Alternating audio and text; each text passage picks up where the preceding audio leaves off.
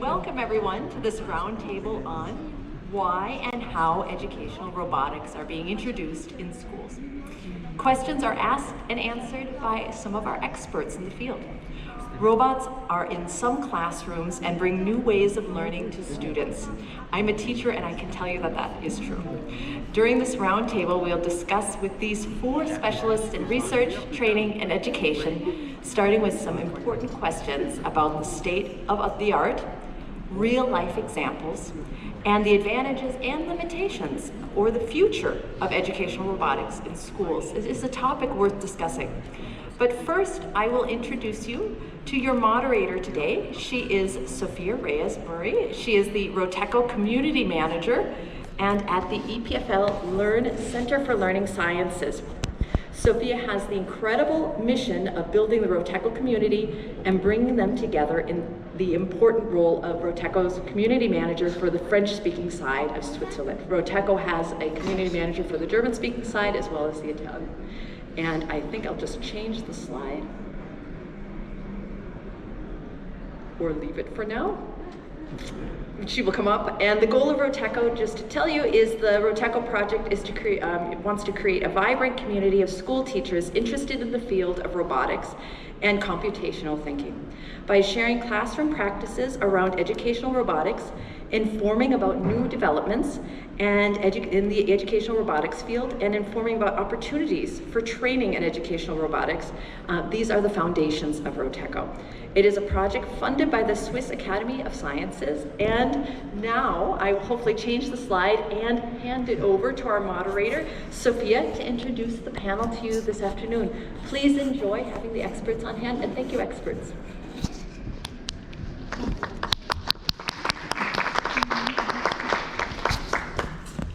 So first of all, I will say thank you to Tristan and Melissa for having us and host us today, because without you, it will be not possible. We are today at the Swiss Robotic Teacher Day, right?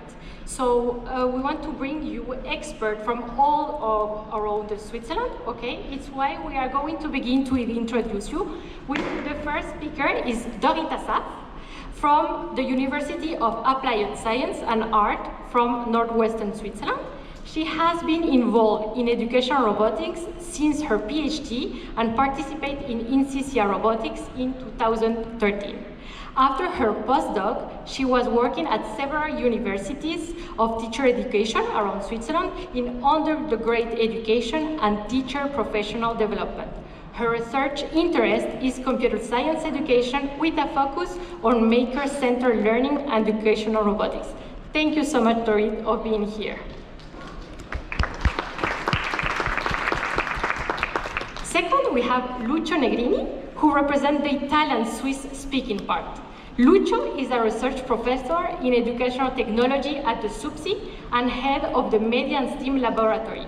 He has been involved in educational robotics since 2015 and is responsible for several research projects and the CAS in educational robotics. Thank you so much, Lucio, for being here. And now we are very lucky because we have two specialists from the Romandie. So the first one is Guillaume Tschupp from the HEP Valais. He taught for 6 years in Valais before doing a master's degree in education science in Lausanne with a specialization in assessment and management of education and training. And he also teach again for 2 years in the Swiss International Scientist School of Dubai before joining the HEP Valais. Thank you, Guillaume. And now we have Sabrina Chapuis. She is a secondary school teacher at Bussigny in Vaud and a first Lego Challenge coach. She teaches computer science and coaches the Bussigny first Lego team, what is a robotic children competition, and her team represents the Romandie in Germany this year, so we are very proud of them, so congratulations to the BusyBot team. And all these specialists are, of course, part of the Roteco community, that is the robotic teacher community, and what we do is that we share pedagogical resources online okay? We also do events online and physically that teachers can come at the primary, high school, or special needs education. We also inform them about what trainings they can follow or what events they can go, like today, or also the contest that we are doing. And we are partners of the Chapuis, so it's also nice to have these Chapuis that are training the teachers at the tertiary level. And of course, the three words that I want you to remember about the Roteco community is, of course, collaboration, because we collaborate between us, the competencies that we are building for the future, for the children, and of course, the resources that we are sharing are open and accessible to everybody. But first, we are going to begin now with the first question. Can we have the micro, this one? Yes, perfect. So as you may see, we have a small box just here because during the 2 days of booth that we have here, we have many people that have asked questions regarding what is happening on schools. But the first question maybe will be, we are going to talk about the definition of educational robotics. What does that mean? Sometimes when I say I work for this for this project, they tell me, oh, are you going to take the teachers and put robots instead? So that's the first question, is what is pedagogical robotics? Lucio, do you want to begin? So, hi everyone, and thank you for having us here. So what is educational robotics? It's not that we want to replace the teacher with robots, but if we think now at secondary schools, at the compulsory schools, so kindergarten, primary and secondary schools in Switzerland, the idea is to use robots as a tool for teachers, so that teachers can foster the development of different competencies in children. And the competencies can be related to subject, to disciplines. For example, if doing mathematics, you could use a robot for introducing some mathematical concepts. Let's take the example of angles. If you want to explain what angles are, how to draw them, and so on, you can do it in a classical manner on the blackboard, or you can also use a robot and ask children to program the robot, but the robot has to draw the angle. So it's a way, it's a tool that the teacher can use in different subjects. Robots can also be used to foster the development of the so-called transversal competencies, or 21st century competencies, or key competencies, as for example communication, collaboration, creativity, problem solving, and so on. Because when using robots, mainly we also use project-based pedagogy, so that where children have to work together and develop something, and in this way you can develop these transversal competencies. Or what is also important are also all the digital competencies. So educational robotics can be used to foster digital competencies like coding, like computational thinking, but also to know what is a machine, how does a machine works, what is behind a machine, and so on. So it's another way to use the robots. The idea is not so to substitute the teachers, but it's really to give teachers another tool that they can use when it makes sense, and when they see that it could bring an added value to the practice that they already do. Thank you, Lucio. We are talking about the benefits. What does the research say about that? Maybe this question we can ask to Guillaume. What does the research say about educational robotics using these tools in schools?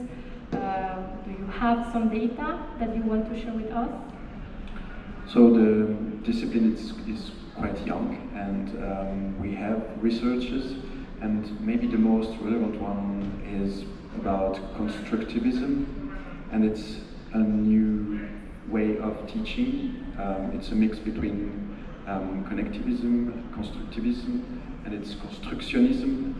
And the goal behind this is to just have very abstract things, thinking skills, programming skills, and they are not virtual or only in mind, but they are in a robot, so it's really easy to see what's going on in mind, because what we program is the robot does it.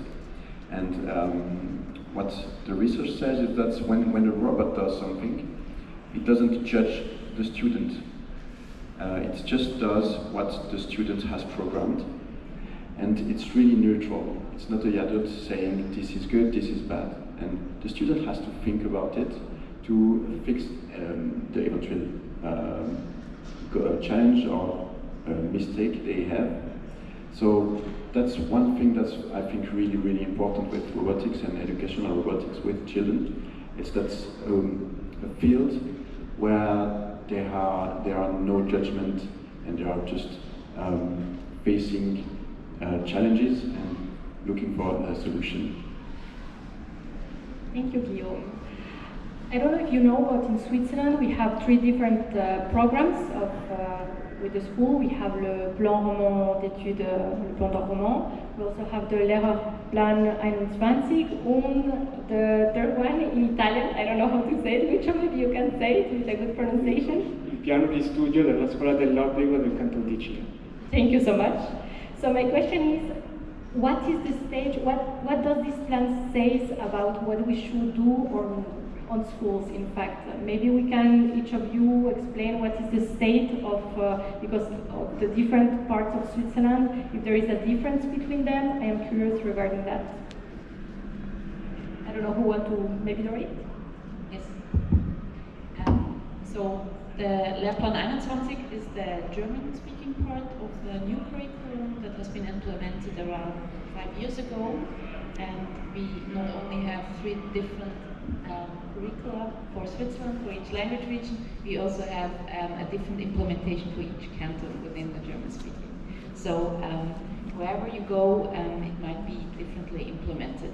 But the curriculum basically lists high level, on a more abstract high level, competencies that should be fostered in school, and the Lehrplan 21 includes this new subject called Medieninformatik, which is computer science, and digital literacy together. And it doesn't say anything on the Lehrplan level, it doesn't say anything about the use of robots or which tools. So everybody's free to use whatever digital tool they want to use in school, but it has actually, in the introductory section about pedagogy, it says explicitly that educational robotics is something recommended, since it's tangible, since it's embodied, and you can really see algorithms immediately what the outcome is, and it's very also, as we see also based in research, that it increases motivation as well. So in the German-speaking part, the curriculum actually recommends the use of robots in schools. If it's done or not, that's up to every school individually. Thank you, Dorit. Who wants to follow? I can continue. So for the Canton of Ticino, we don't have a subject called Medieninformatik or something with related to technologies, but the competencies, so digital competencies, are transversal competencies. So that means that they should be done in the different subjects. So other subjects, mathematics, sciences, languages, they should also insert some digital competencies. So when doing education robotics, you can do it, but integrated in the other disciplines, or in projects like a week project or a one-day project, where you can then develop those kind of competencies. And educational robotics is not cited in these competencies, but it's one possibility. So also in Ticino, teachers can choose if they want to have it or not. What it should be done are activities related to the computational thinking. So at the end of the compulsory school, each child should have done some activities related to computational thinking and coding. And teachers can choose if they want to do it with robotics, with softwares, or with unplugged activities. And also in this case, it's actually not mandatory, but it's up to the teachers if they want to do it or not. And for the pair? For the pairs, so Plan d'études roman, it's quite new. It's from 2021. We have a specific part for scientific things and for pensée informatique, informatics thinking. And this is very new. This is from 2021. So we had the first email in the 70s, and then few things in the school. And it's only from 2018 that something from Europe and from Switzerland came to have something global about digital skills at school. And now with the new Plan d'études roman, we have a specific part with robotics. It's more about general informatics, programming, coding. And we are working on that in Valais to have it in the school, to have teacher training, to have robots in the school, the material and competencies. So, but it takes a bit of time, and but I hope it will be quite soon applied in the school. And maybe for Vaud, I know they are a bit better for that. Actually, in Canton de Vaud, the Adenine program is being deployed for the first cycle, for the first to fourth grade. There are a big book full of activities with different robots for the little one, and connected or disconnected activities to learn, like you said, computational thinking, how a machine works, how can I explain to a robot to do something, and indeed if you don't express yourself correctly in the program, the robot just do what you ask, and it doesn't work. And that will be also deployed for the second cycle and the third cycle in the following years. But I can speak as as a teacher. For 6 years, I offer to kids between 9th grade to 11th grade, teenagers, special courses called OCOM. It's a special option to prepare for professional life, not for those who are going to high school, but those perhaps are more going to do a professional school. And they follow robotics course with special activities. And they like that a lot. They have a lot of motivation doing that. Talking about the tool, how a teacher decides which tool use? We have seen on the Roteco camps, you bring Timio, Ozobot, Bbot, and on the market we have many tools. How a teacher decides which tool he wants to use with his students? Maybe for Sabrina, how did you choose the tool that you are working on? So here, near Lausanne, you have to work with Timio once. It's no optional. No, you have to meet Timio one day. After, you have indeed a lot of different robots like Bbot, Ozbot, Bluebot. Personally, I work more with Timio and Spike Prime or Spike Essential, and the old one, EV3, or we do 2.0. I choose them because I need them to do special activities. With a group of students, I take part in FLL, First Lego League tournament, and to be part of that, or for the WRO, World Robot Olympiad, you have to use Lego material. So I use it. But to begin in robotics, I will perhaps recommend not begin with that, because there is a lot of different little pieces that you can easily lose. So perhaps a block robot like Timio is perhaps better to begin. And often it's very scary for a teacher to begin robotics, because we have the feeling that we have to know all how it works. But you don't have to forget that you are not the one that will learn. Yes, you learn when you do, but you have to be a facilitator for the student to discover, to try, to do mistakes, so they can learn. So whatever robots you use, you will learn something. Thank you. We were talking about, what great tools they are, but do we have negative points? What are the negative points of using robotics? Nowadays, maybe we have parents and we are afraid maybe of the screen, coding a lot of time in front of the screen. What do you say about that? What are the bad points? I want to open the Pandora box.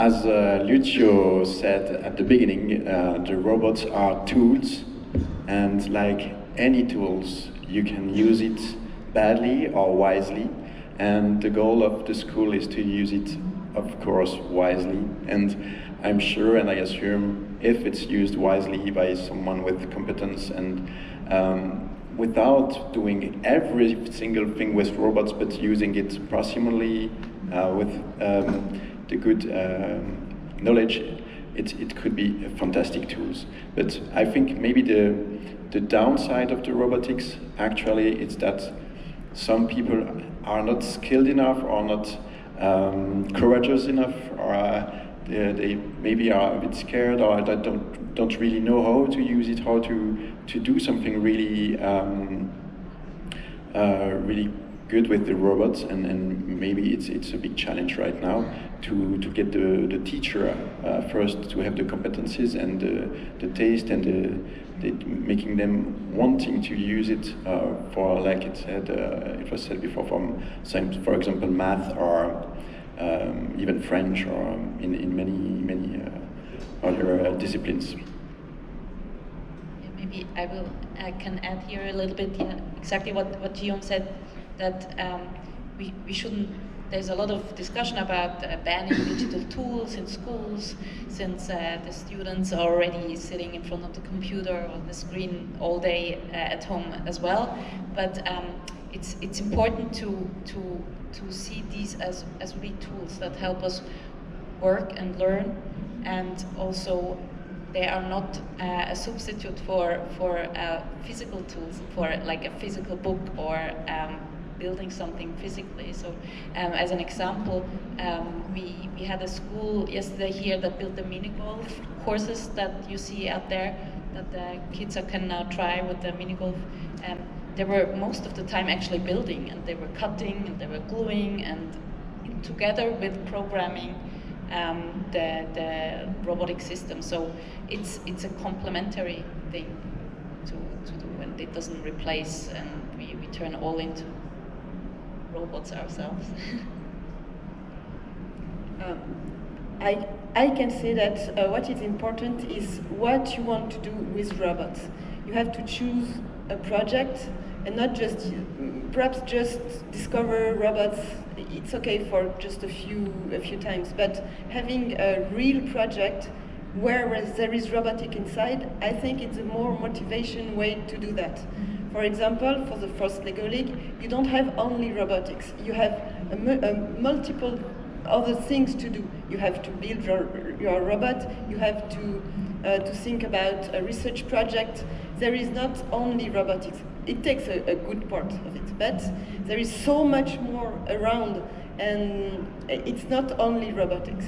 And like you said, Lucio, the kids develop multiple different skills like collaboration, creativity, inclusion, and there is something that is called competition. It's collaborative competition, and that is a very good value. I like that. because when we are in the competition, you go to see the other teams, what you do, how you do that, and there is around robotics generally. I think I'm on the social media, on internet, in the books, you find always someone who is open to explain to you how it works. Nobody is just, no, it's a secret, I won't share. There is a big community like Roteco with full of people that are very passionate by that, who are very open to show you how it works. So don't be afraid and try. Maybe if I can add something, it's also the focus or the starting point should not be the robot itself, but it should really be the objective, the didactic, pedagogical objective that teachers want to reach. And after you think it is useful, it is an added value if I use a robot to do these activities or not. This is something that we see not only with robots, but generally with the use of technologies. There are some ideas that we have to innovate the schools, so let's take the technology, put the technology in schools, but then we see that actually it doesn't work. Why it doesn't work? Because the idea was starting with the technology and not with the needs of the teachers or with the objective that teachers want to reach. So if we start with the pedagogical questions and then ask ourselves, can we use a robot to do this, and how can we insert a robot in this? Then we have more chance that it can also be a benefit and not just a waste of time or something more to do. And from the side of the teacher, what are the competences that a teacher need to have to say, okay, I want now to do this activity with my students? You, maybe Sabrina, how did you begin? Where does that come from? 6 years ago, I didn't know anything about robots. Someone gave me a paper.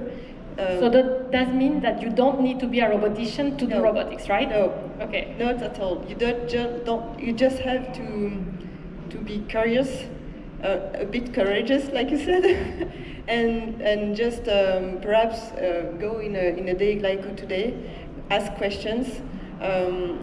If you choose, for example, to use Spike Prime or EV3, the program are very, very well done, and you have a tutorial on how to start. It's very you can start with confidence with that.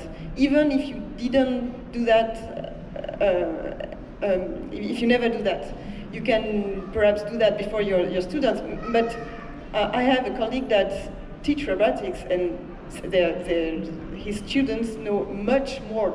He's just, like I said, a moderator. He asks questions. Why your robot doesn't work? Find a solution. How can you do that? And I can say, I don't know who learned the most between my students and I. I have as much fun as they have, and I learn every day with them. So that's the fun part of that. You have to get interest in that first, and then the rest comes. I think maybe to add, the nice thing about the situation today is that, and this wasn't like 10 years ago, that we have so many different robots and products and activities online that we can find for every level of expertise. So if there are teachers that are beginners, they want to try it, there's resources, there is help, there's a community, there are robots that are very, very easy to start with. And I think it's more the mindset that needs to be here, like not to be afraid to make mistakes, to be open and try, and then I think the expertise comes while doing it, learning together with the children. I usually say we don't use kids to build robots, but we use robots to build kids, to help them to grow. And Guillaume, you train the future teachers, right, at the Chapuis Valais. When they arrive, do they know a little bit what it is, or what is the perception of them? What do you notice? As a teacher at Haute École Pédagogique du Valais, it's a very big challenge, because when they come, they are quite, they have no knowledge. Most of the time they don't know anything about robots. it's a bit curious to me because we are living in an environment, in a society where robots are everywhere, but they don't really know about what's going on around them. So the first challenge I have to face is to get them to know a bit more about our society and all the robots that are surrounding us, and we don't notice them. We have elevators, we have cars, we have even the vacuum, or many tools we use every day are robots. And then after this first challenge, getting them to know a bit more about the environment, it's just making them realize how it could help us as human, but as well as teacher, and how it could help the students and the kids we have at school. And when they realize, yeah, it's a very, very powerful tool, and it will prepare our kids for the future and even for now, then they are able to just be curious and courageous, and are more willing to to learn about pedagogical robotics. But I think those are the first step I have to go through. It's not. It's quite difficult to go straight to robotics. And sometimes it happens, some teenagers find their way for the professional future. And when it happens, it's really great. That then they go, they find what they want to do in life. They didn't know that those professions exist. They go in professional school, find, for example, automaticien.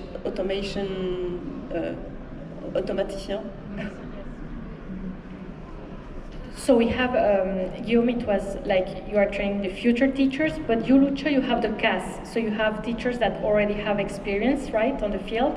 Is it the same perception as Guillaume, or can we compare both? I think it's a similar perception.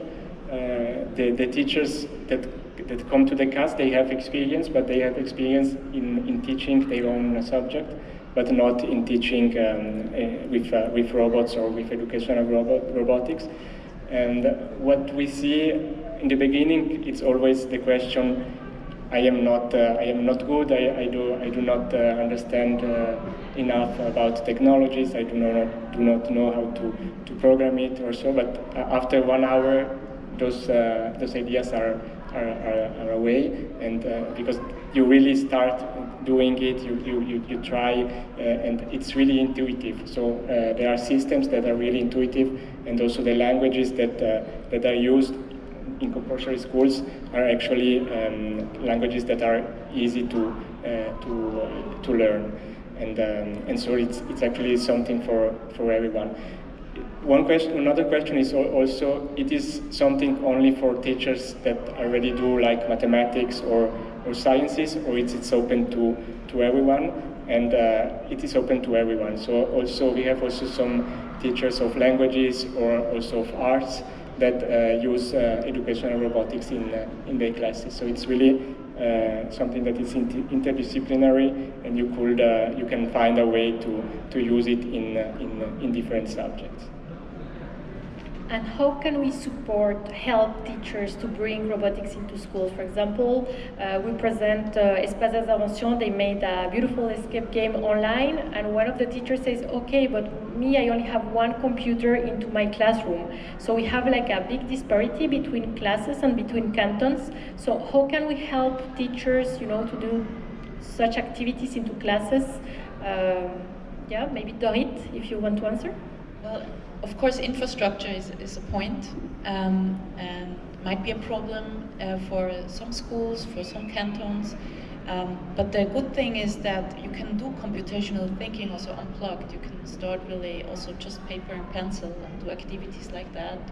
And then there are really, really cheap tools you can also use to do robotics. And also, yeah, often that's a reason why teachers think they cannot introduce robotics to schools. Also, time limit is also an issue that they say, like, I have 45 minutes once a week, and there are also so many topics I need to cover else, and I just don't have the time to do project-based work, or I don't have the skills to do project-based work, or I'm not able to grade anything. Like I have a group project with a robot, how do I grade it? That's a big issue. And these are also still open questions from research side, how we can actually bring these kind of robotic activities and this kind of pedagogy to schools, to a regular school, yeah, like daily school business. Perfect. Does one of you want to add something of how we can support teachers, or we pass to the next question? But maybe one way to support teachers is also like with a community, like the Roteco community, where teachers can find help of people that already did it.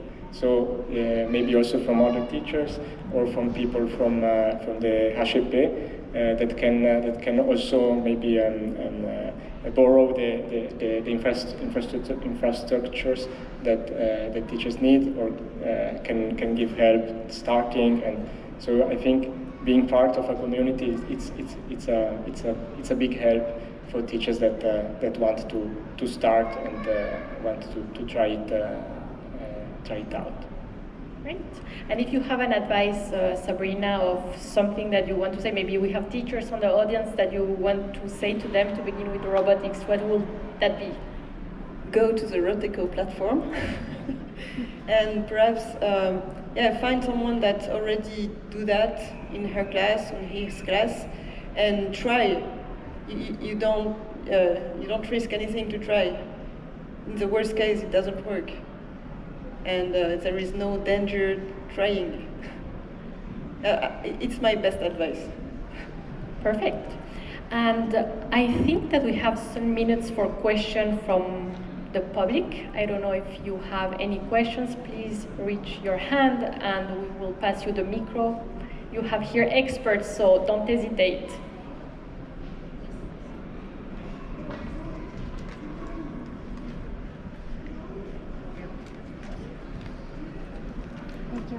So I have a question. I don't know if you know, in general, how it's welcoming by teacher this idea of introduce robotics. I don't know if you know if it's good seen or bad seen.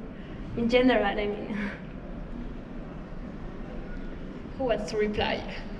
I made a quick answer because I have the future teacher, and what I noticed is that they just need a bit of time to just understand, think, and try.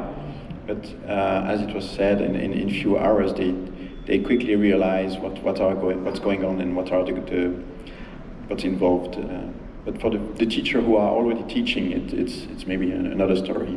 But is it a correlation between the age of the teacher and can we pretend that no?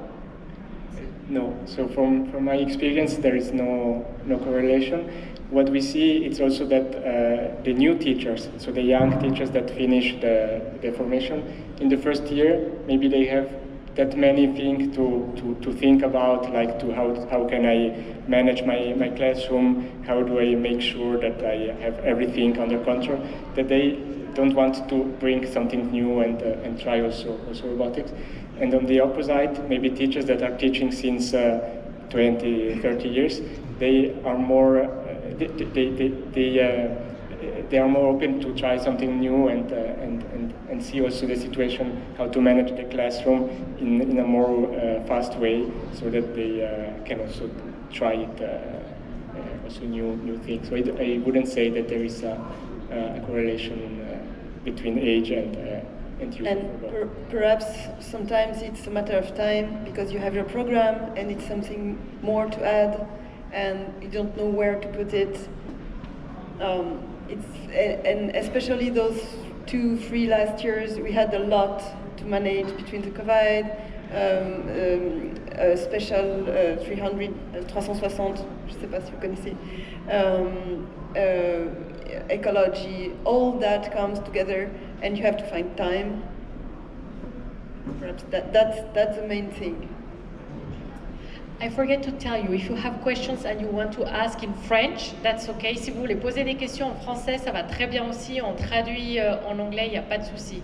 Je vois une main levée là-bas.